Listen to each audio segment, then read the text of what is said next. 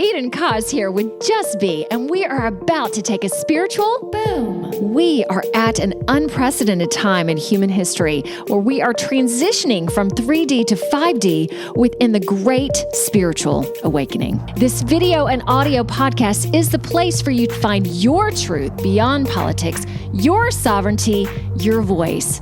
Let's kick up your vibration now. By the way, each episode ends with the Just Be practice to do just that.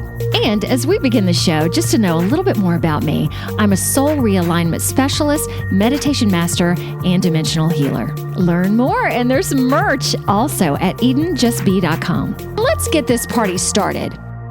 Eden, with Just Be Spiritual Boom, with plants coming out of my head. Oh, in association with the Grassroots Network. It is so unbelievable that this is Greatest Hits number 5. Number 5. And I work hard on these.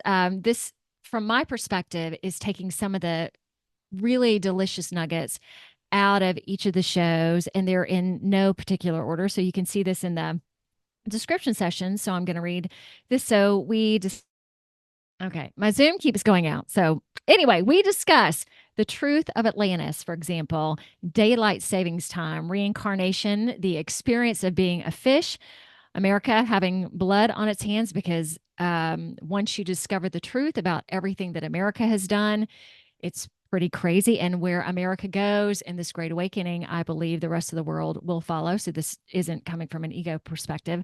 Why it's important to move away from the victimhood mentality, the Akashic Records evolution, which I think that's a big one, healing sickness, and how many folks were awakened, remote viewing, parallel lives, to the close of the Just Be practice, accessing the field of possibilities. So glad you're here, and let's get started. Episode 61, Atlantis author, researcher, and professor Michael Flem. And hey, I really was trying to do something different, because I think a lot of people had been approaching it from, the wrong direction. Like, I'm going to prove it's here. I'm going to prove Atlantis is here. No, you're wrong.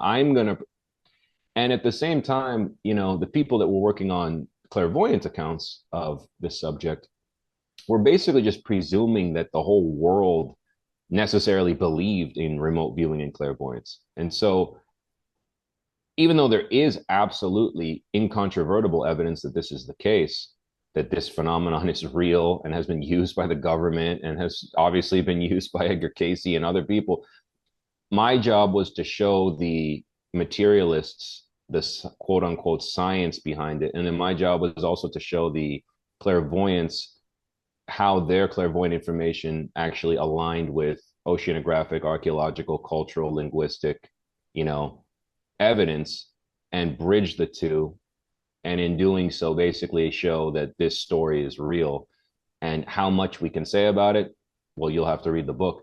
But I was quite shocked at how much information, for example, from an Edgar Cayce reading or a Barbara Hand Clow reading or a Frederick Oliver reading lined up almost to an inconceivably accurate degree with modern archaeological discoveries or linguistic similarities that I found between languages that should not exist, or just common sense, and in a weird way, I think I might have been one of the only people that could have done that because of my training as an intellectual historian, which was to say that, I've studied the history of philosophy in a historical context. And so the book is kind of like an intellectual history of Atlantis because it's chronological, starts from pre-Platonic sources, and it goes to the 20th century. And so you get to see not just how the story itself evolved with the time, like how all history evolves, but you got to see that in different, eras of humanity, different discoveries were made,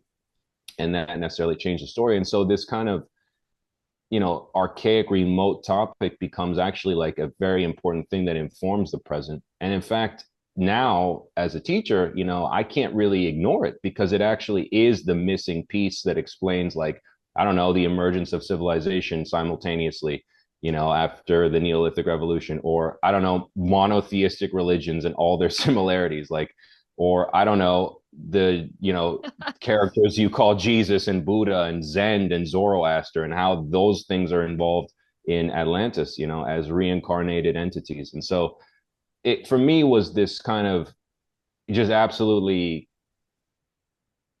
sensible thing. It was actually, that's what's so funny to me when people say, you believe in that. And I'm like, well, let's take the official story and you explain that to me, because that makes no sense. You're telling me that modern humans anatomically have existed since at least 300,000 BC, and yet nothing was done for the first 290,000 years. That makes little sense, because in the last 250 years, we've gone from horse and buggy to, Falcon rocket. So by your own logic, how did nothing take place if, by anthropologists' own admission, we've had the same or greater brain capacity for 300,000 years?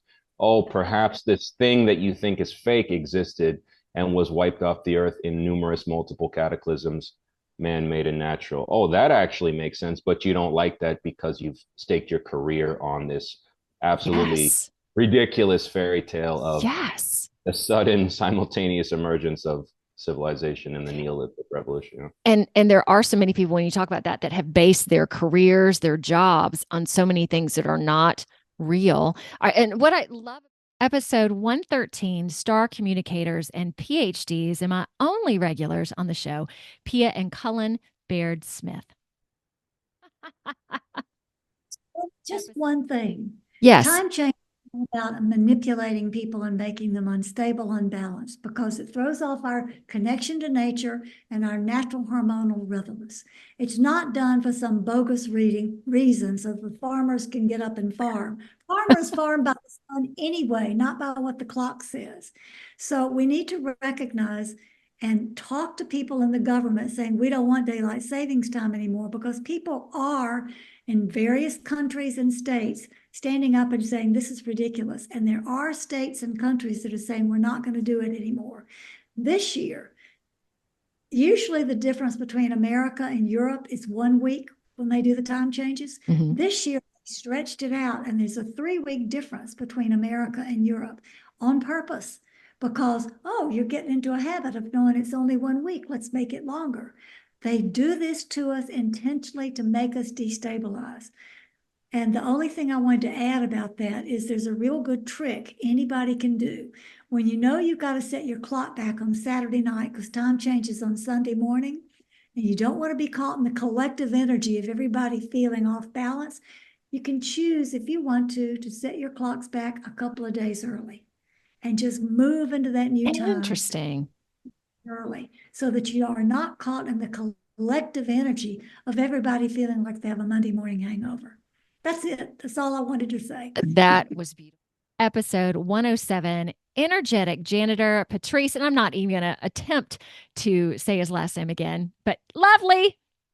In terms of feeling the reincarnation that you were a plant, can you talk more about that for a second? What, like, how did that feel in your body? Please, I don't even know what questions to ask on that. I don't even know if there's enough vocabulary in the human language to translate this.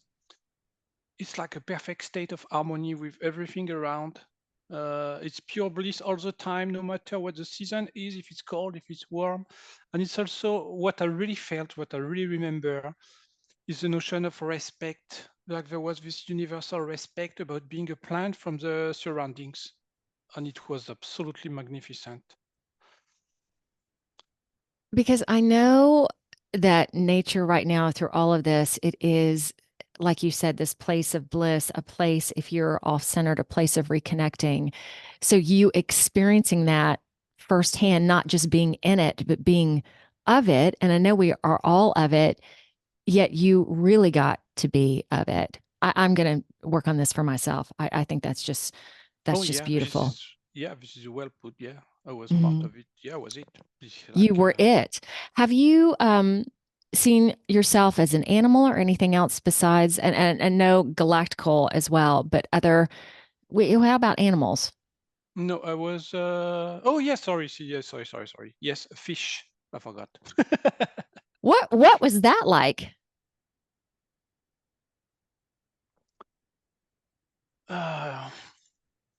It was like the freedom to move in a 3D space. Because, as a human, we move in 2D, even if we can fly with planes and things like this, but if we walk, we're still in 2D on a flat plane. The freedom of movement was absolutely incredible. You feel the freedom. That's what I felt. That's what I remember. That's what really struck me. It was like the feeling of freedom and how to move in the 3D space. Oh my God. And how did you notice anything with breathing?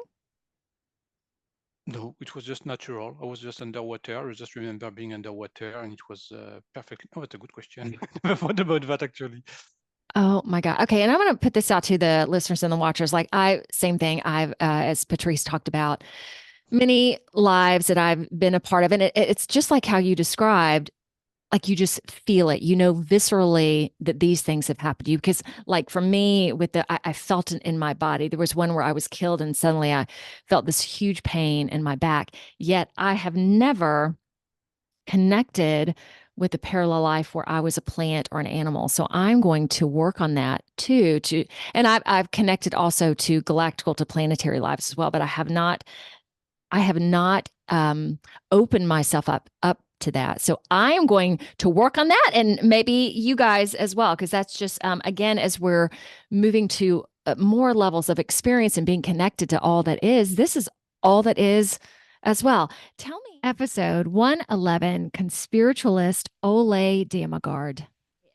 Oh gosh, I want to ask you one last question. Go for it. I'm not in a hurry. Okay. What let me see how to even phrase this. America, knowing that right now we are in the midst of things, for Americans, knowing what you just said, which was great also, how, oh God, I don't even know how to phrase this, LA. What would you tell us being here in this country? Ugh. I would say when you look at karma, your nation has a lot of blood on its hands. Indeed. You created that nation through absolute horror, genocide, oppression, slavery, you name it. So how much good have you done in the world? Well, we spread a lot of army all over, military bases for protection. Really, really protection? I think not. So there's a lot of karma, I'm sorry to say. Oh, don't be sorry. It's true. Well, I am sorry because a lot of people have not been aware of that this is right. What is going on, and that they are part of this machine. I think like 40% of Americans are working for the government, and that government is not a good one at all. Government means, do you know government, what that means? Government, it's Latin. It means control mind, control the mind control. So it's in your face, and that government from day one has been Freemasonic and built on a lot of secrets and a lot of not good things that has then been spread out. I don't know how you managed to, or that the rest of the world, that we were so in awe of you that we said, yes, please bring all of this to us, which is exactly what has happened. So the US Army, according to people in the military themselves that have become whistleblowers, is the terror tool of the world. I'm sorry to say that, but this is the way I also believe. NATO, the US Army, have become the terror tool of the world. And so, in the name of freedom, in the name of this is absolute safety and but when you start debunking what's going on, and you start seeing that all of these wars that have been created are built on lies and false flags and lies and deceptions and false flags. It's like if you look at any other nation in the world, do you know, like, how many wars have North Korea started? Okay, so how many wars have Iran started? So how many wars have Libya started? So how many wars have the US? You have not been out of war, more or less, since the US was created. And then funding both sides of wars as well. Yeah, that is a different one. That is a different one, because the funding comes not from the US. We're into the New World Order, where we're talking about individuals, families, companies up here, where nations are being used. So I'm just saying, you, unfortunately, your nation as a nation, I'm not talking about you as a people, I'm saying your nation has a lot of bad karma or violent karma to heal. And that is brutal. The healing is brutal. So I think you are being hit very hard now because of that karma. So in a karmic way, it's just swallow the pill, accept, adjust, burn the tapas, as we call in Raj Yoga. Take these challenges, but burn it. Don't hit back, but burn it. Deal with it in you and purify, just like gold is purified. Deal with it. Deal with it. I'm not saying become a wuss. Absolutely not. I'm saying deal with it. Deal with it, because standard operation number one, if you speak to Americans, there's a problem, nuke them, shoot them, kill them, bomb them.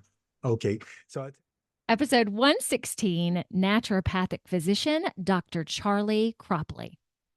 How did you start seeing the Great Awakening or the falsity, a lot of the falsities that are in our world right now? How did that come to you? It's been an ongoing process, you could say, following the scientific method. I was introduced to the theory and principles of naturopathic medicine when I was about 23 years old. I'm 78 years old now. And hearing those, I was immediately transformed by them, knowing what was shown to me in reading a book given to me by a friend was that for the first time, it entered into my consciousness that illness is not something that besets us and we're innocent victims of sickness and it's a matter of luck, but rather there are real causes to sickness. And in this case, in the early days, this author was teaching how we cause our sickness and can heal our sickness by the ways that we eat. And I thought, I don't know of anything more relevant to people, more meaningful that they will want to know. And I was captivated. And then since then, it has been and will continue to be a ceaseless spiraling evolution of wisdom and compassion. So when you read that, okay, let me see how to ask this question. At 23, correct?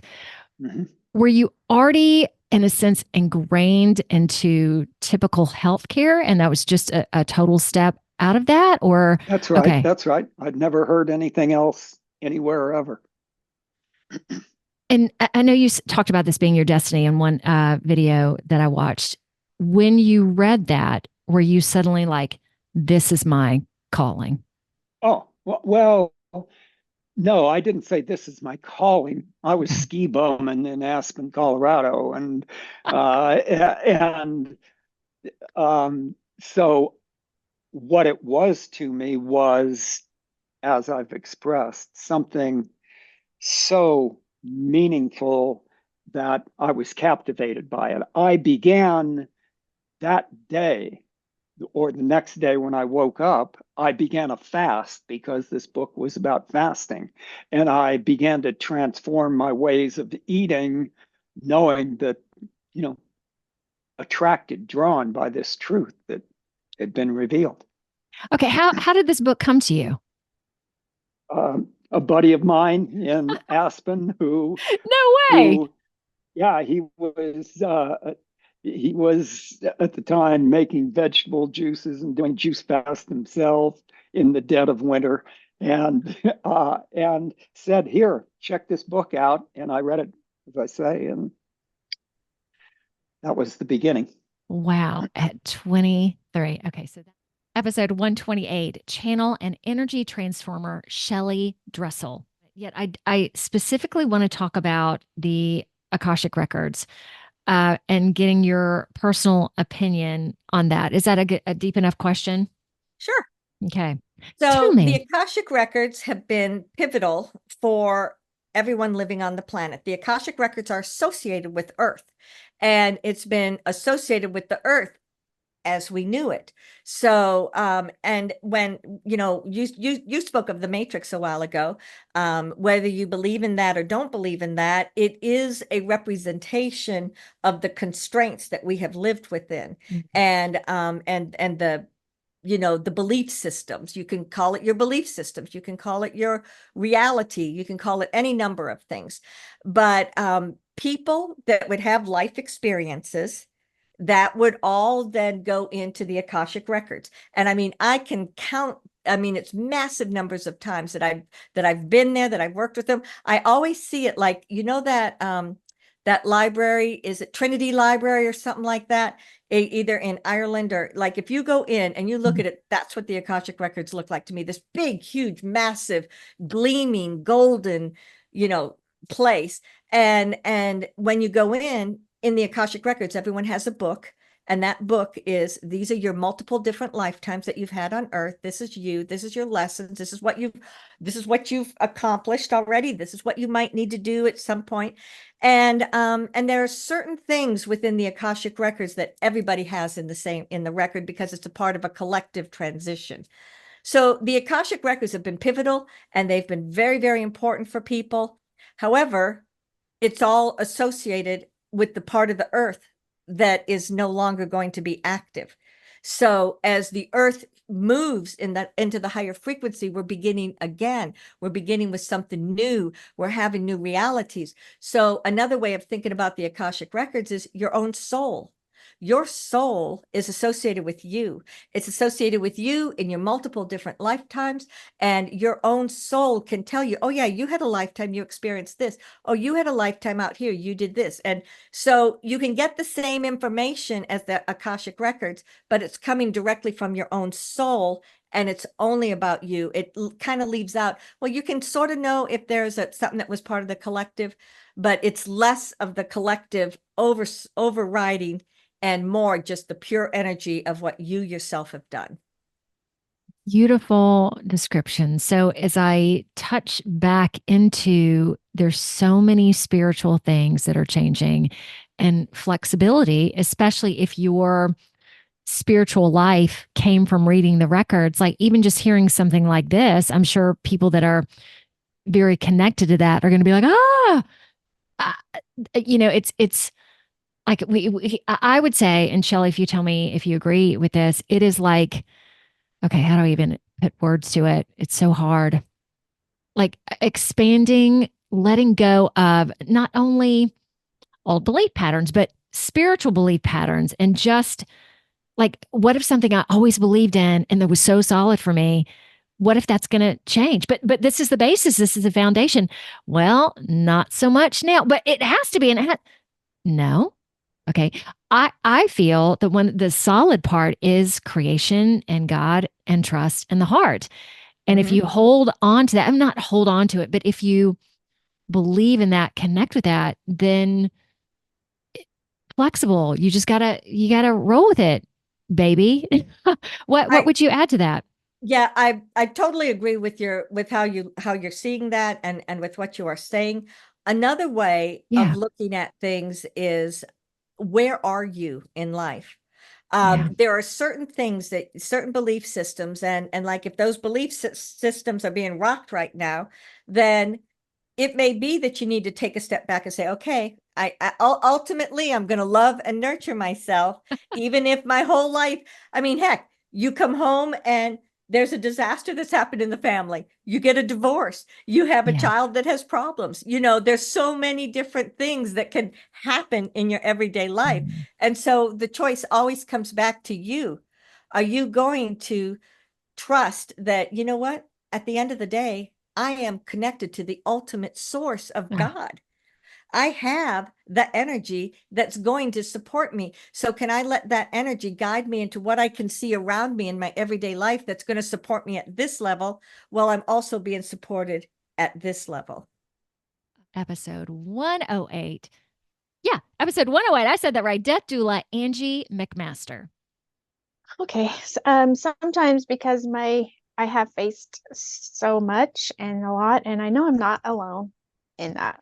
I want to say that first. I know I'm not unique that way, but I also can hesitate to relay the things because it can sound, oh, and then I had this, and then I had that, and then I faced this, and I don't want to sound one ego.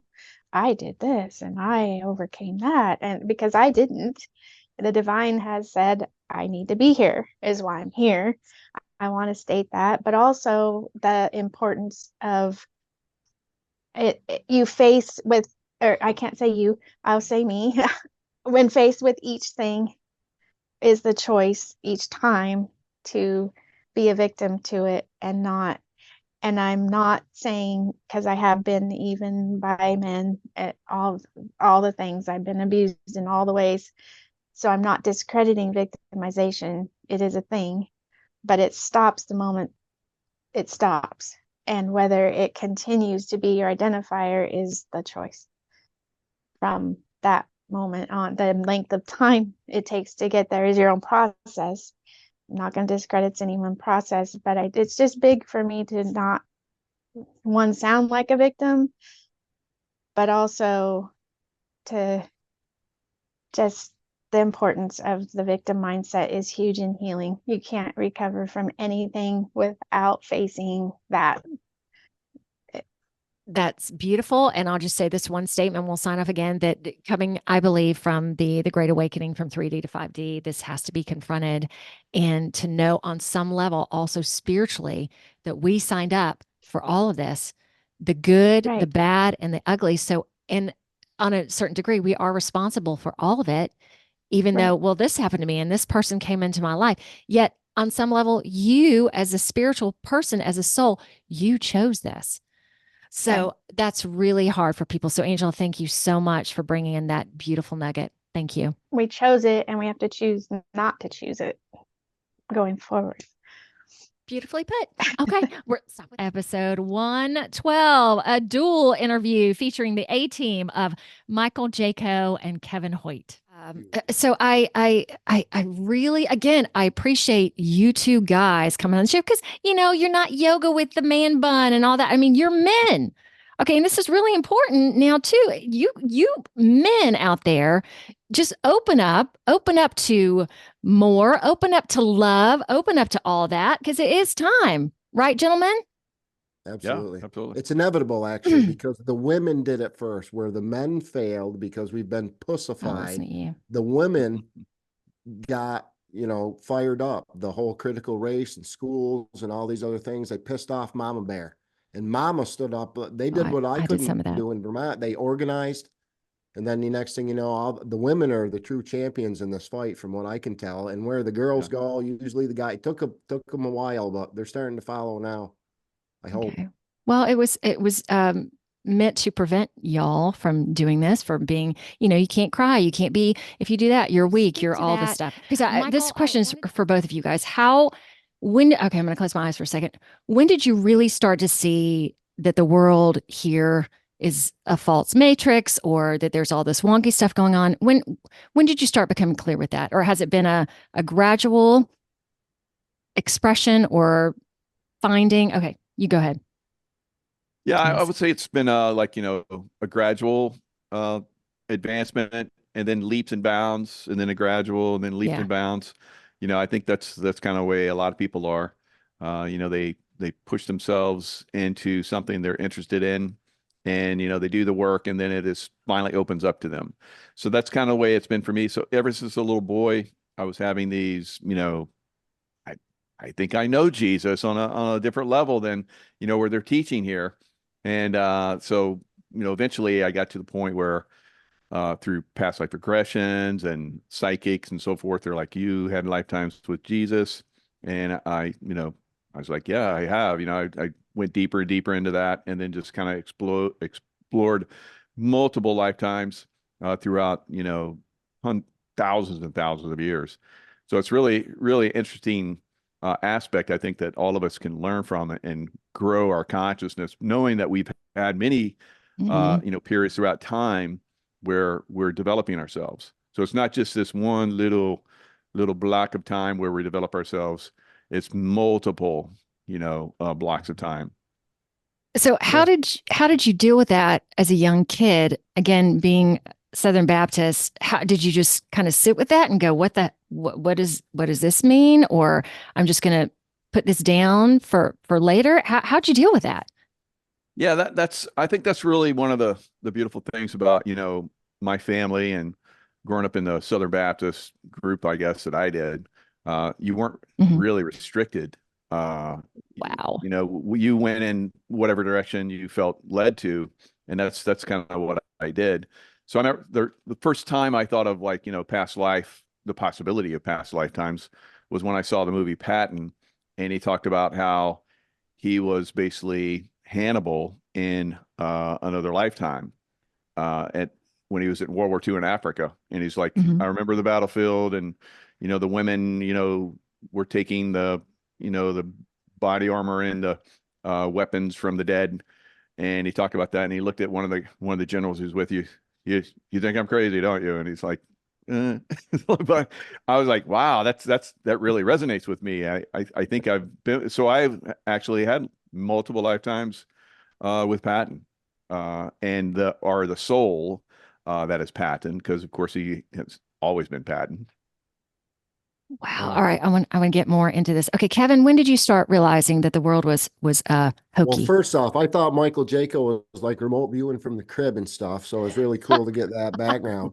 And everybody that's watching, I think you're exactly where you're supposed to be, because God put you there. And for a lot of time, I was anxious about that. I felt late, and I was an idiot my whole life, or at least I thought I was an idiot. What happened was I was on this mission. I just didn't know I was on this mission. And I think I've been aware my whole life. There's certain things, all of us, we avoided in life. School is one of them. I was a solid C student. I did, skin of my teeth, whatever that I bare minimum to get by. I was I got an A in recess and gym and, lunchtime. I was a pro. Good for you. Well, and again, I resonated to art. And again, I became a draftsman because of that, right? So I think it makes me feel like I have no control, but I believe in destiny and fate now. I never believed in reincarnation. I never believed in any of that stuff. I'm going to say I woke up like 9/11. I was in the structural steel industry. I remember stopping work and watching, allegedly these planes hit the towers. And I know the temperature that steel burns, and I know the temperature jet fuel burns. And I'm like, no, I'm an engineer. They could have flown a bunch of planes into those buildings and they would have stayed up. The way it came down, there's just too much. I was like, whoa, wait a minute. And even then I ignored it. Because I was wondering, did you talk to anybody else, your fellow engineers, about it? But it's like you feel crazy, you feel insane. You don't want to. It's hard to be a patriot, right? Historically, if you look at the first few papers, it doesn't work out always in their favor. But it's hard to use your words and we should never be ashamed to use our words or express our opinion, especially if we're doing it civilly, right? But I think that's been done with intent too. So now is the first time in history. That's the exciting part. I've never been abducted by extraterrestrials ever, but I've interviewed hundreds and hundreds of people. I've hundreds of thousands across, all over the world. I'm not laughing anymore. And if you've been abducted, get a hold of Michael or me. We'll have you on our show. We can talk about it for the first time in history. And I think that, again, was with intent to keep us dumb. So I'm going to say 9/11, I started waking up, and then I kind of resonated, let it go. And then as a producer, again, I got involved in politics like 2015, I'd say, started paying attention. And then I saw him kill George Floyd 3 times as a producer. Like they killed him and then refilmed it and killed him again and refilmed. And I saw the production value. Wow. Okay. We haven't talked about this. Well, I couldn't, How? for a long time, being a national world television producer, I lost interest in TV. Yeah. It was no fun anymore. Instead of watching the show, I'm looking at the lighting and the sound and transitions and graphics, and I'm looking how you put it together, right? So I say it was no fun. I kind of stopped watching TV.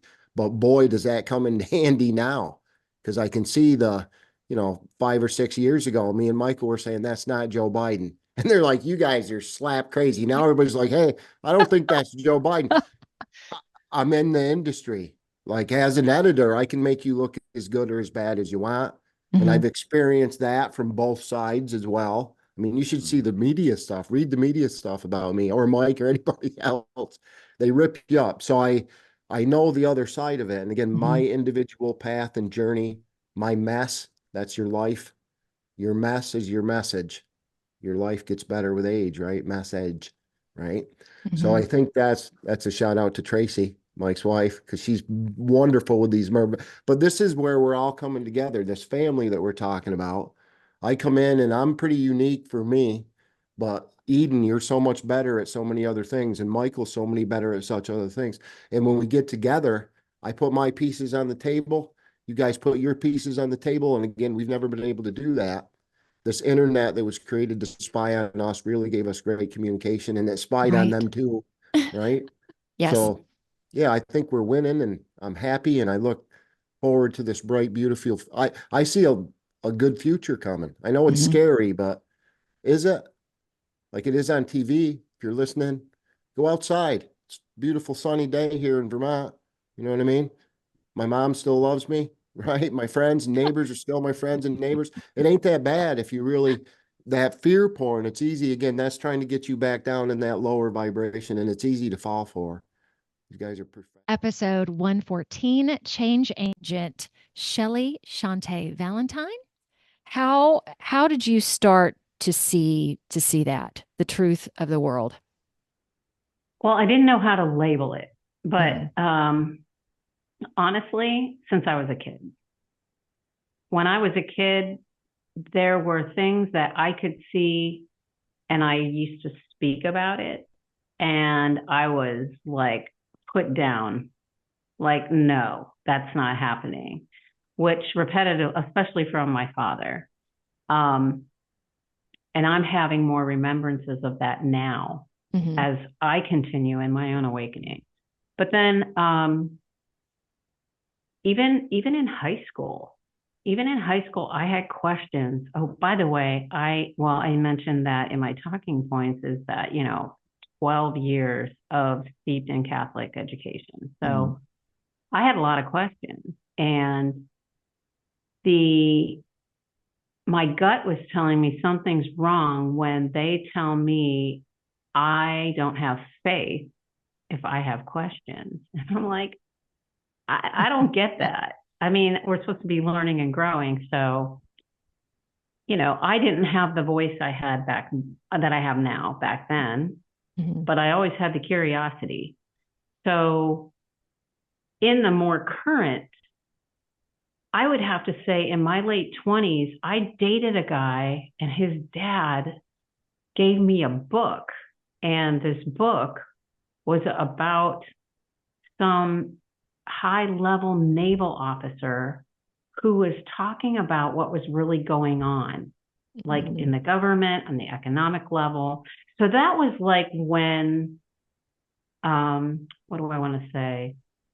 Question marks started really popping in. And this was okay, so why in the heck did he give you that book? He was one of those quote unquote tax evaders.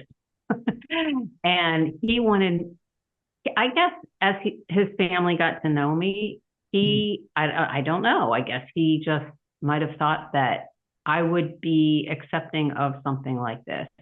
And at the time, it wasn't so much part of my world. I was young and, doing my thing, tripping around the world and having fun. And I understood what he was saying. And that was in the early 90s. So as we were approaching the year 2000, Y2K, and a lot of what he was presenting to me started really popping. Like, oh my God, things are really shifting. How is that happening? So it's been an evolution through my entire life and it just the awakening keeps expanding and more and more and more. And I know there's more facets for me to expand into. But I also trust the divine process for myself. So do you remember when you were a child, the questions you would have or that you'd bring up specifically that people were like, oh no, Shelly, we can't go there. When I was a child, I didn't have questions. Okay. I had statements and they were shut down. Okay. Can you give an example of that? I can't. I mean, Okay. I don't have specifics, but I remember telling my dad things and the message to him that was constantly brought back to me is you don't know what you're talking about. But I could see the truth, and whether he could see it or didn't want to acknowledge it, that was a different story. And fast forward to his passing, let's see, in 2016, okay. we were kind of adversarial throughout our life. He was all about the money and I was about the humanitarian. Yeah, money's fine, but it was like money slant. And I'm like, yeah, but you're doing it and leaving bodies behind you. That's not cool, Anyway, after he passed, there was 5 days from his passing to his funeral, and I live close to a towpath, so I walk that regularly. And during that time, he and I made our amends and forgave each other for the earth walk. And then later, I have very many psychic gifted friends around me. One came to me and said, your dad said you're right. And I'm thinking, that man never said that to me. So he never said I'm sorry, and he never said I was right. So yeah. I sat down with her and had a reading, and she's like, oh my God, he's been bugging me all day long. And I said, okay, well, he said that I'm right. About what? He said everything. Oh my and I'm gosh. I was like, what? I was like, you asshole. We had to live through all this. Yeah. Anyway, but he didn't get it until the other side and saw the bigger picture. Mm-hmm. So I guess following that, it led me back to that I think I saw the bigger picture as a child. But people are so in their own little microcosms that they don't care. They didn't care. Well, now we're all caring because it all affects everything because it's the law of one. So we're living it. And that's really a big component of the 5D is coming back to the law of one. And all this me, separation, division, etc., will not function or survive in the 5D. It just can't. It's not that kind of consciousness. So, and finally, our Just Be practice, which is episode 52, Psychic Amora Bane, focusing on accessing the field of possibilities. Just Be practice. Let's take this moment to move into the practice. Okay. All right. To give a little preemptive, again, evolving, ascension, all of that. Not to put pressure on you, honey, but that's what I do with the Just Be practice anyway. So you do what you feel. And again, I wrote down accessing the field of possibilities too, because I loved you saying that. So you just go, honey. Okay. So how I like to begin, we always begin with breath because breath centers us. So we're going to take a breath in and we're going to breathe into the count of 3. We're going to hold that for the count of 3. And then we're going to release the breath out to the count of 6. So the out breath is double the in breath. And this helps to create balance in the body, okay, by the vagus nerve. So breathing in now to the count of 3. Take a breath in. Hold. Release to the count of 6. Breathe into the count of 3. Hold. Breathe out to the count of 6. Breathe into the count of 3. Hold. Release to the count of 6.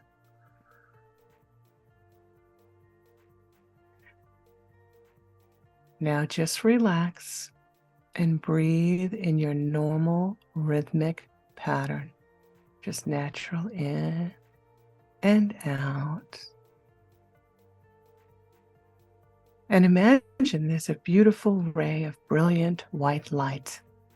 And this white light is like a spotlight on you, wherever you are, seated at this moment. And the light goes to the top of your head. And this is your crown center. And your crown center opens like a funnel, and the light pours in. And as this light pours in, it fills your head with this brilliant white light. And this light is now going to move down your body. And as it moves down your body gently, it's going to push out before it all that you're holding that is causing you discomfort. All that you may be holding in terms of concerns or stressors are just going to be pushed out of the body by this brilliant white light. The light now flows into your chest and your arms. And it flows down the upper torso. As it moves now down your thighs into your knees, your calves, your ankles, and your feet. It exits the body through the soles of the feet and goes down into the earth below. As it moves through the layers of the earth, going down, down, down, reaching the center core of the earth, the heart of Mother Earth. This light flows into her heart and joins with the energies that she holds within in a divine union of light. As we are now coming into balance with the earth's energies, reaching the soles of your feet, re-entering your body, moving up into your ankles, your calves, brilliant white light into your knees, your thighs, and it flows up now to the base of the spine, where it gathers as a shimmering sea of light. So bright, so pure, so potent is this light. Now, at the base of your spine, seeing, feeling, or just knowing is your root chakra as a red ball of light. It spins now in a clockwise direction. As it begins to spin, it magnetically draws into its center core this white light. The white light pours into the root chakra and fills it with its luminous rays, which serve to cleanse, to purify, and to restore the balance to the energies held within this center, to the correct frequency in perfect resonance with your consciousness here and now. Having balanced the center, the light moves upwards now to the sacral center, about 2 inches below your navel. As an orange ball of light begins to spin in a clockwise direction, as the white ray enters its center core, filling it with its luminous essence, serving to cleanse, to purify, and to restore the balance to the energies held within this center, to the correct frequency in perfect rhythm with your consciousness here and now. Having restored the balance to the sacral center, the white light moves upwards to your solar plexus. The center of your stomach is an orange ball of light. Spins now in a clockwise direction, and the white light is drawn into its center core, spiraling outwards within it, with rays of light serving to cleanse, to purify, and to restore the balance to the energies held within this center, to the correct frequency in perfect resonance with your consciousness here and now. Having restored the balance to this center, light moves up to the heart center, an emerald green ball of light, spins now in a clockwise direction as the white light is drawn into its center core and begins to spiral outwards. Its rays of light serve to cleanse, to purify, and to restore the balance of the energies held within this center to the correct frequency in perfect resonance with your consciousness here and now. Having restored the balance to the heart center, the white light moves up to the base of the throat to a sky blue ball of light, spins now in a clockwise direction as the white light is drawn into its center core. The light serves to cleanse, to purify, and to restore the balance to the energies held within this center to the correct frequency in perfect resonance with your consciousness here and now. Having restored the balance to the throat center, the white light moves up to the third eye center, deep, rich indigo blue ball of light. It opens now to receive the white light as it flows in. It spirals around, serving to cleanse, to purify, and to restore the balance to the energies held within this center to the correct frequency in perfect resonance with your consciousness here and now. Having restored the balance to the third eye center, the white light moves upwards to the crown center. A beautiful violet and gold ball of light spins in a clockwise direction, drawing it to its center core, the white ray, which fills it now and serves to cleanse, to purify, and to restore the balance of the energies held within this center to the correct frequency and perfect resonance with your consciousness here and now. Having restored the balance to each one of your 7 main energy centers, each flowing now in harmony with the others, the white light now exits the crown and returns to the source as you take a breath in and out.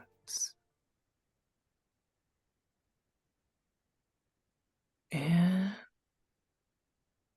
and out.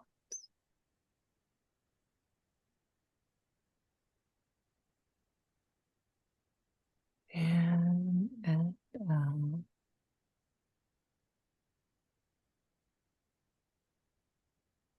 Balanced, purified, opening now within you.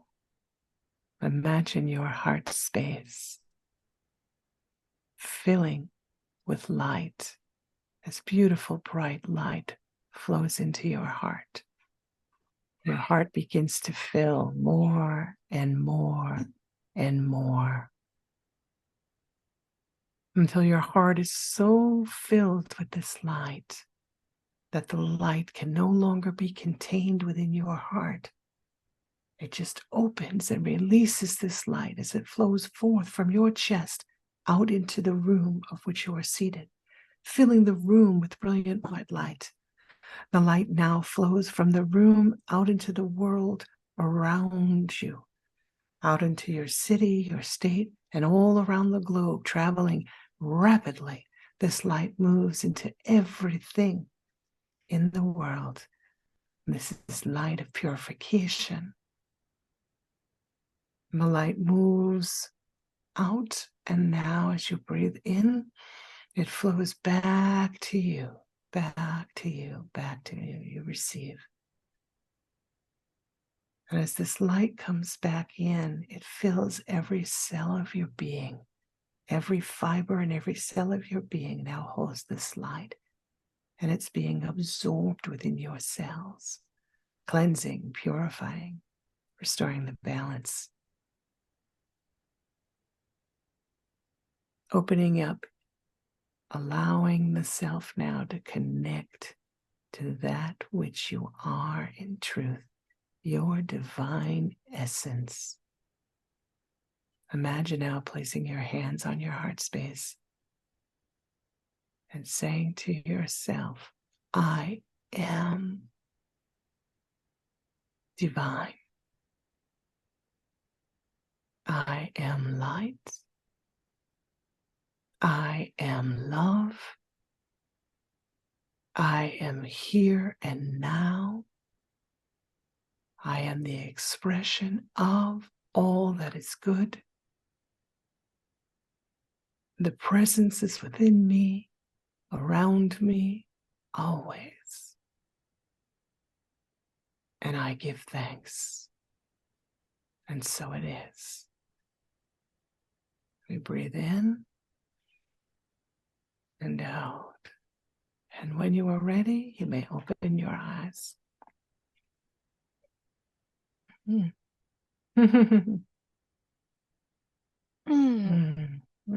stretch. Thank you so much again. I love this for me. Because I'm just sitting here with my little headphones on and you're just talking just to me, even though you're talking to everybody else. Thank you so much. You are so welcome. My pleasure. Doing that and helping advance everybody and escalate this ascension, knowing this is your part in the world anyway, and to do it with me. And also, all right. Over and out. Over and out. All right, ciao.